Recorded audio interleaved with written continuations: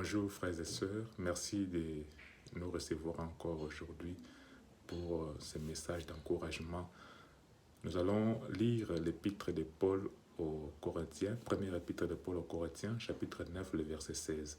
Je lis au nom de Jésus.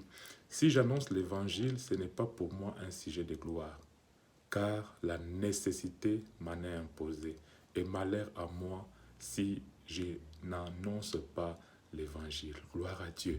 La nécessité m'en est imposée implique une urgence. Bien-aimé de Dieu, il y a une urgence que nous puissions annoncer l'évangile de Jésus-Christ, l'évangile qui libère. Si quelqu'un travaille dans un entrepôt et qu'il y a une commande à livrer, une nécessité pour que cette commande-là puisse partir chez un client. Et si la personne ne livre pas cette commande-là, je crois que le chef de l'entreprise ou les patrons risquent de lui donner des sanctions.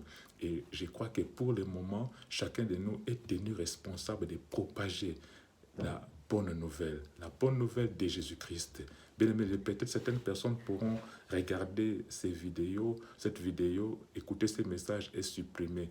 Gloire à Dieu. Mais si nous avons aussi les soucis des autres âmes, des autres personnes, des personnes qui sont autour de nous, je crois que nous serons tous, à ces instants, activistes de la propagation de la bonne nouvelle. Non pas la propagation de la pandémie, mais la propagation de la bonne nouvelle. Regardons un peu dans quelle dimension cette pandémie s'est répandue dans un laps de temps partout dans le monde.